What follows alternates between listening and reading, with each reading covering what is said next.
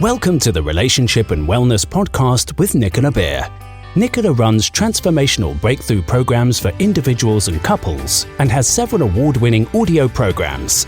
She also runs a holistic life therapist certification program where you can get paid to guide clients to profound change and work from the comfort of your own home. For details, visit www.nicolabeer.com today. Please note, places are limited and are available on first-come, first-served basis. Hi and welcome. So happy you're here. This is Nicola Beer and I'm going to be talking today about relationship depression, relationship blues, because it's such an important topic. Most relationships go through some highs and some lows over time. And when you're experiencing the highs, everything can just seem picture perfect. You're so in love, you're so happy, you feel so great all day, you're literally buzzing. And you can't imagine your life without your loved one. However, when you're going through lows, it can leave you questioning whether the relationship is right for you, whether you're with the person that is meant for you, whether you've drifted apart, you're too different, there's nothing in common, and you can feel on an all-time low. And then there's just generally feeling down, depressed, unhappy. I know I've been there. You know, sometimes in life where you hit that rock and you feel like, what am I doing with my life? Does this even make me happy anymore? Is this relationship making me happy? Should I move? Should I change career? Should I start my own business? Should I do this? Should I do that? And just scrambling. And the more you try to find the answers, the more you feel lost. And then you feel guilty when people say to you, how are you? And you feel like saying, not good. But then if you look at your life, there's so many reasons why you should be happy. And so when you're in this place where you're reevaluating your whole life, where you don't know what you need that will make you happy, sometimes that can impact your relationship. And sometimes you might wonder, will I be happy out of this relationship? Is this relationship the reason that I'm feeling so down? Would I be better off alone? Would I be happier with someone else? And then if the relationship isn't working, or if you really do feel that the relationship is the cause of your depression, the relationship will get worse, because you'll look at all the reasons why perhaps you're not compatible. Or you'll say, well, they don't love me enough. They don't care for me enough. They're not doing enough. I feel lonely. I'm bored. Is this what it's going to be like? Whilst it's okay to sometimes have these kind of thoughts from time to time, occasionally, if they're happening on a daily basis, it can really take you from relationship blues into relationship depression, or even general depression, if you allow the thoughts to snowball, taking you into what many describe to me as feeling that they're stuck. So if you've been feeling unloved, not valued, disrespected, or you've been cheated on, betrayed, you may be experiencing anger, sadness, hurt, regret, numbness, not feeling good enough, low self-esteem, disappointment, pain. And if you don't get to address these emotions, or if you don't have the actions to get you out of this place, and your relationship doesn't change for the better, that's often when people get these relationship blues, relationship depression. Because I see depression like this. When I've worked with many people, and I used to be a volunteer 17 years ago, or actually 20 years ago for 3 years, so I left it 17 years ago on the Samaritans, which is a UK helpline. And I spoke to lots of people that were depressed there. And the difference between a depressed person and a person with problems is a person with problems, they know that, maybe they've got financial struggles or relationship struggles or family issues or stress issues or health issues, but they can somehow see a way out. They can remember what it's like to feel good and they can know that if they do these steps, they follow this, however it's going to be, they have some kind of plan, and they know it's not going to be permanent. And the people that I work with that are depressed, they really can't see a way out. They can't see how to get out of this stuck state.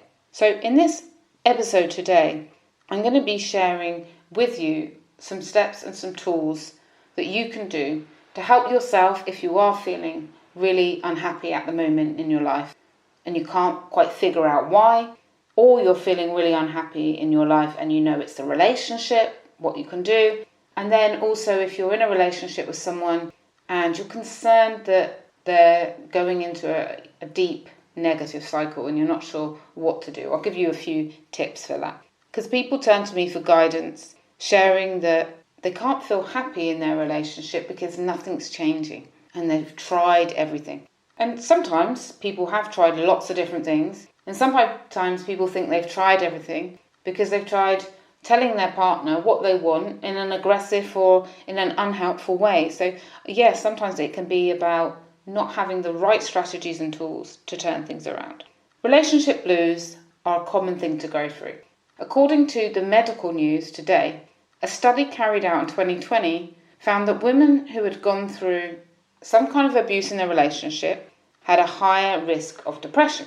Male victims of abuse were more at risk of developing anxiety. So our relationships definitely impact our mental health. And then, of course, that's abuse, so you probably would expect that. But there are other situations when a person is out of control of their life, it can contribute to relationship blues, including a long-distance relationship.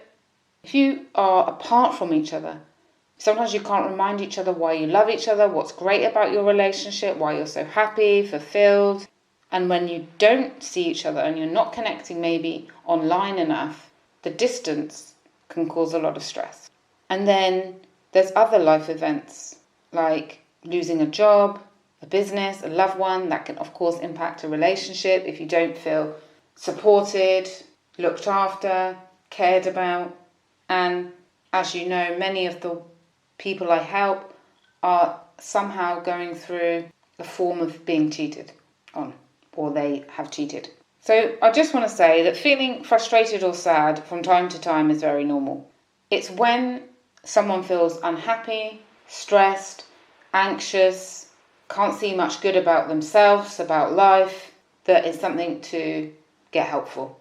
And that's when a lot of people come to me for my breakthrough programs, because they know that their life isn't working how they want it to work. Often people say, well, I'm not sure if it's just the relationship. I think it's me. I think it's all these other factors, family, work, finances, health, that are causing them to feel low. So here are some signs that you may have relationship blues or depression. Not feeling good enough, sad with your partner when they're at home with you. You have a lot of anger or rage towards your partner. You get irritated easily by things your partner does. You struggle to sleep, or the opposite, you're sleeping to avoid life and don't want to get out of bed. You have low self-esteem or lack self-confidence in your looks and personality. You no longer have the energy for activities you once used to love. They no longer make you happy. You have a low sex drive or loss of libido completely. Changes in your appetite. Either you're just too stressed to eat, don't want to eat, or you're overloading yourself not to feel, to be numb, and falling into addictive patterns. Of course, the low self-esteem, the sleeping and bad habits may not be because your relationship is not going well. It may be instead that you're not valuing yourself and are stuck in seeing what's wrong rather than what's right with your life. You see, the way that you think and the questions that you ask yourself can make it so much worse. This happened to me. For example, I'd sit there thinking that there was something wrong with me. Why am I unhappy? I've got no reason to be happy. So I'd then feel guilty and annoyed at myself for not feeling happy. And then I would say to myself that I'm bad, that I'm a mess, that I'm stupid if I use food or alcohol to comfort myself. I would tell myself, what's wrong with you? For goodness sake, why aren't you happy?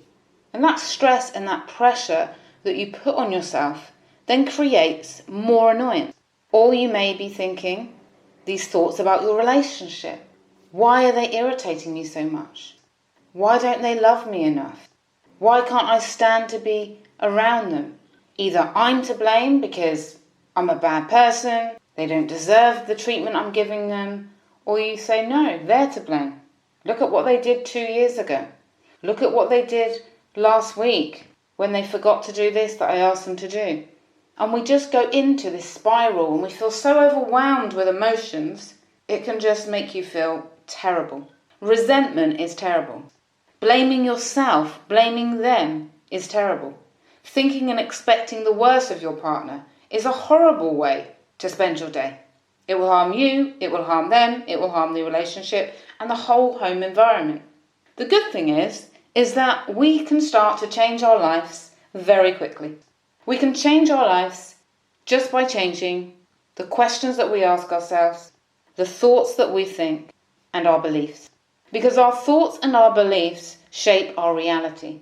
They create our world. So if you can start to shift your thinking, and I will definitely share some tips today, it's going to lift you. And whether you're just saying to yourself, I'm going to get through this, I've got these things to be grateful for today, I'm not always going to be in this situation, or just asking yourself, what can I do about it? What can I do to make myself feel good today? What can I do to help my partner feel good today? What can I do for the relationship today? What can I do for a family member today? It can start to shift things. And I'm going to be sharing a bit more about it. Now, I want to just share before I go into the more tips to explain the difference between loneliness and depression, because I work a lot with both. And they're two different things. The symptoms can often overlap, and it can leave often people feeling confused. Am I lonely or am I depressed? And there's a lot of loneliness in the world at the moment. There has been for a few years. The more we're isolating, the more we're unable to travel, the more there's restrictions here and restrictions there, or people are scared to be around other people. And also in relationships, where people don't speak up, where people go in rather than try and communicate through an issue or their feelings. They don't share their feelings. So let's talk about the two differences. So when you're experiencing loneliness in relationships, you're more likely to feel a sense of heaviness because there are things that you are lacking, like intimacy, connection, respect. And when those needs are met, you will notice a change in how you're feeling. The heaviness will lift. You will feel happier and more content in your relationship. When feeling lonely, you can be content with other aspects of your life. You can enjoy spending time with children or enjoy working, having fun with your friends. And it can simply be that the relationship is bringing you down because you feel lonely, you don't feel loved, you don't feel heard. And if you shift and work on your relationship, you're going to be feeling good again. So that's like loneliness in the relationship. Depression is different. Outside love and kindness don't eliminate the feelings. And often I see when people begin to clear their negative thoughts, the negative image that they have on themselves, they can start to impact all areas of their life at once. Because how we see ourselves, how we feel about our body, our success in life, whether we look old or young, whether we're respected and liked, it can impact all areas. So even if your relationship starts to get good on a good path again, that person may still struggle feeling that life is still difficult, there's not good opportunities or possibilities for them, they can't be bothered to make an effort to do things, they just feel either numb, low, or just lost. Which is why it's so important to get support. You want someone to coach you and to support you to create the changes that you want in your life. This is why I love life coaching. It's great to clear the thoughts and beliefs and do some unconscious processes there and then combine that with coaching to say, right, I can design my whole life. What do I want my life to look like? What do I want my relationship to look like? What am I going to do today to make it better? And although loneliness and depression are different, it's obviously not unheard of for the loneliness to play a role in a person's developing depression or make the depression seem worse or be worse because they feel misunderstood and unhappy. Because loneliness feels horrible. And yet, some people can be surrounded by people, have a very active family, social life, and still feel so lonely. And this is often because of the inner dialogue that goes on in their mind. Maybe they believe no one really understands me. It's not safe to be me. I have to make everyone else happy or put myself last. So even though they are around other people, they don't feel loved, connected and good. And of course, there are other people who love their alone time. They spend most of their time on their own and they enjoy that and they feel great. And that's again because of these thoughts and these beliefs that go round and round in our head. Dr. Gabor Mate, who has amazing YouTube videos, I would highly recommend you check them out, and great books, believes that the loneliness and isolation is the cause of addictions. People lack close physical relationships in our modern society, and because of that they fill their void with addictive habits, which then keeps them furthermore isolated, and then they are more likely to stay stuck. So let me tell you about Victoria and Joshua.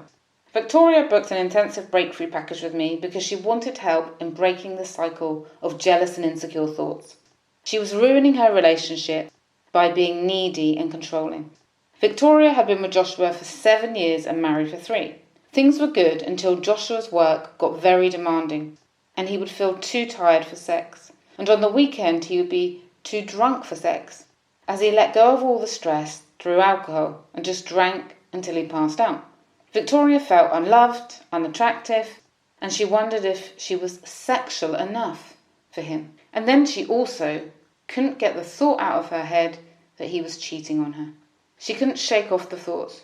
She started to overthink everything, and then started to hate herself for doubting her husband and for being so negative.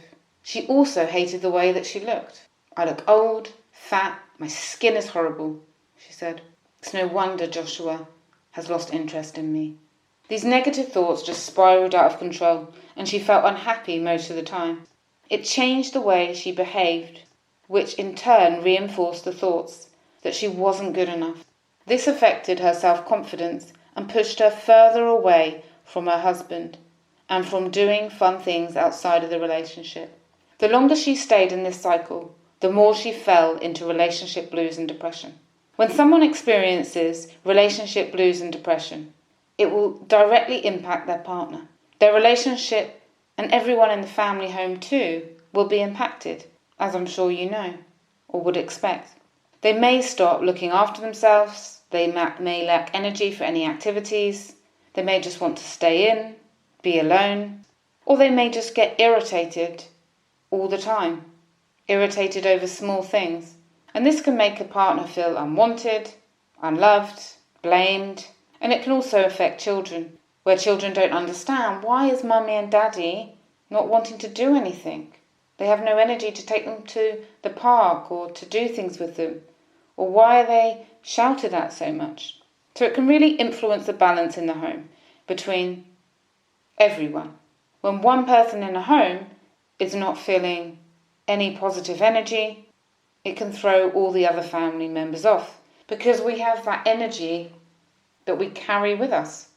Our thoughts create our energy, our beliefs create our energy, thoughts and beliefs create our mood, and you can sense someone's mood and you can see it on their face without them even saying anything. Or you can see it in just the actions that they're taking or not taking. Are they happy and full of life, or are they low and miserable? And sadly, the people that are in that state of relationship blues, they're so lost in their own thoughts. Sometimes they can't even think, how is my behaviour affecting others? Because they're so absorbed in their thinking. And when they do think about it, if they feel guilt, shame, like they're bad, it can make them feel even worse.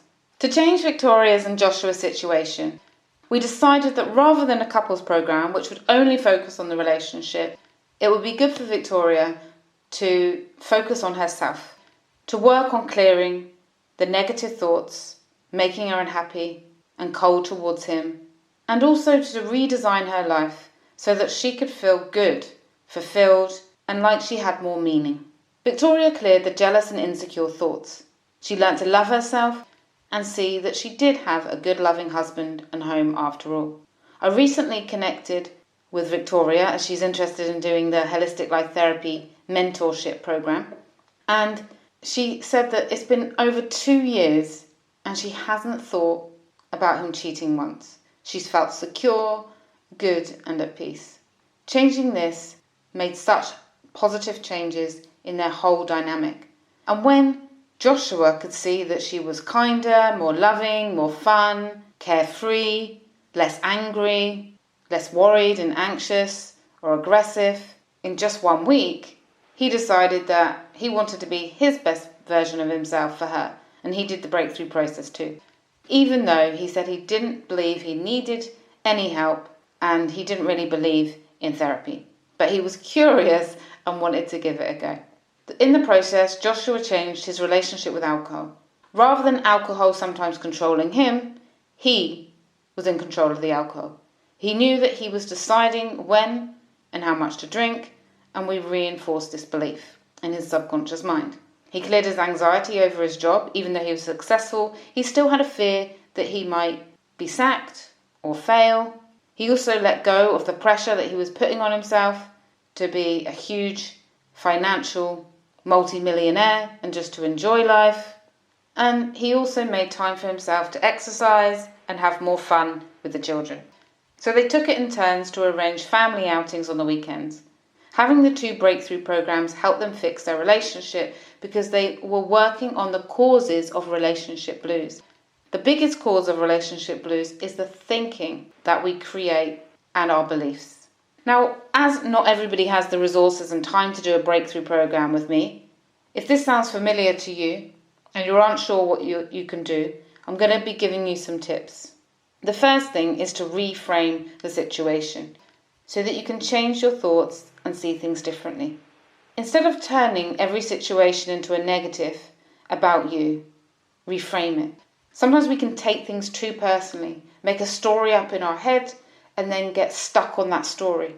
For example, in Victoria's case, her husband's lack of sexual desire made her lack confidence in herself and appearance. After we cleared her self-attacking thoughts, and I asked her what else could his change in sex drive mean, she came up with a whole list. Stress, financial pressure, tiredness, hormonal changes, losing his father 9 months back, changes at work that had gone through some major changes in his work, the way that she was actually treating him. And then I asked her, how would she react differently if those were the reasons that he was no longer interested in sex? And she said, well, if those were the reasons, I'd be more loving and understanding. So this is what she did. She waited up each day to have dinner with him rather than having dinner with the children. She kissed him when he left for work. She greeted him when he came home. She put a romantic note in his lunchbox. She gave him a massage when he was tired. She did things to make his life easy, like filling up the car with petrol, taking his clothes to the dry cleaning. She reminded him when it was his family's birthdays. And he felt amazing. And that's why I said he decided to do the breakthrough, because just in a short time, she shifted her energy from negative to actions and what she could do to make a change. She also did things for herself. She went shopping, got some new underwear, some new makeup, started exercising, made an effort to go out with friends once a week, chose feel-good movies, treated herself. And when she did this, the whole home felt happier and had a positive vibe. So here are some questions that you can ask yourself to reframe the situation. You could ask yourself, what else could their behaviour mean? What would be the most loving way I could respond or I could react? What can I do for myself today to make me happy? Will this even matter a month from now? Will this even matter 6 months from now? Are they doing this to annoy me? Or are they doing this because they're tired, stressed, overwhelmed? Is this even worth thinking about?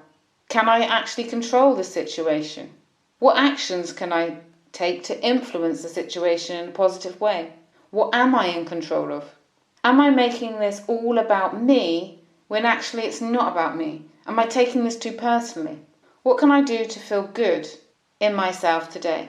It can take a bit of practice, but the more you do it, the better you will feel, and the less consumed you will become with negative thoughts. You can break the cycle of negativity right before it spirals out of control. What I did many years ago, when I was in that stuck state, reevaluating my life, punishing myself for making perhaps wrong choices, I needed to fill my mind with positive thoughts. So the first thing I did was listen to a hypnotherapy or a guided meditation every single night. What you put in your mind before you sleep will be there again and again and again. So we are a product of what we think about most. And now you can get 4 different hypnotherapies by joining my Holistic Life Therapy Facebook group. I've created a new Facebook group, and in there are 4 hypnotherapy tracks. One is for financial abundance, helping people to clear their money blocks. You can be free of any of the barriers to creating wealth, holding on to wealth, saving wealth. Then there's one on reaching your goals. It's only a 10-minute one, and it focuses on how to achieve your goals and believing in yourself. Then there's one for ultimate confidence, confidence in all areas of your life. And then there's relationship, letting go and loving and having a great love life. So they're all in the Facebook group. I will put the link along with the show. All you need to do is just join the Facebook group, and then you can access them. And I'll also give you the link where you can just go in and download them. And these are really good. So you can get them if you want, or if there's some other people that you like the sound of their voice, go ahead and get theirs. Another thing you can do, which is what I did in that time, is I started writing a gratitude list. Because if you want to start to retrain your thinking to more positive, you're not going to do it by just wishing it would be different. So get yourself a big fat notebook and put it by your kettle when you're boiling your hot drink, hot water for the coffee or the tea that morning. And start to write down some things that you're grateful for. You may even want to have a family one, a couple one. And I always started with trying to write down at least 10 things. And they can be really small things like nice hot shower, birds singing, great breakfast, message from my friend, easy day today, whatever it is. The more you start to do this, the more you are training your mind to see positive. It really works. And I know that this isn't the first time you've heard this tip or technique, whatever you want to call it. Everybody said it many years ago. And I used to think, well, yeah, I haven't got time to do that. Oh, yeah, gratitude. Yeah, I know that's really important. And I just wouldn't do it. But when I actually made it a daily habit, all the way throughout the day, after about 10 days, 15 days, let's say 15 days, so I know that will definitely 100% work for you. 15 days of doing that, your mind, all throughout the day, because you've trained it, it will start to see things that happen in the day and say, oh yeah, I'm grateful for that. Oh yeah, that's good. Oh yeah, that was a really nice thing today that happened. And then at the end of the day, you think, yeah, even if a problem arises and something doesn't go well, you say, well, at least that was good and that was good. It really, really works. So I really recommend that you do that. And then look at what excites you.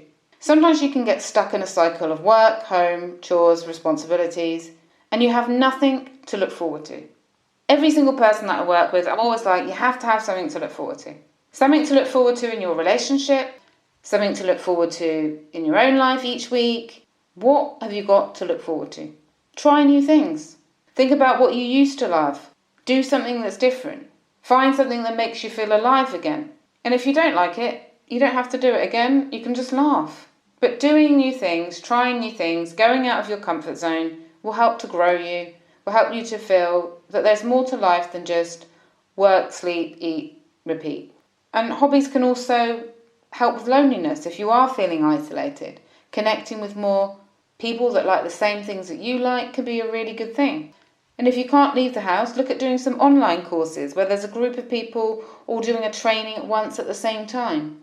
Often, sometimes we can end up relying on our romantic partner to make us happy.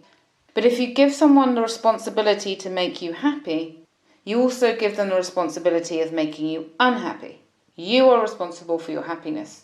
This is the key. This is always essential. And if you focus on your happiness, if you are feeling really low and down right now, and then focus on what you can do in the relationship, it's going to help. Finding that way out, as I mentioned, the difference between someone with depression, someone with problems. The person with depression, they can't see a way out. A person with problems, they have an idea of how they can get out of it. So create your plan.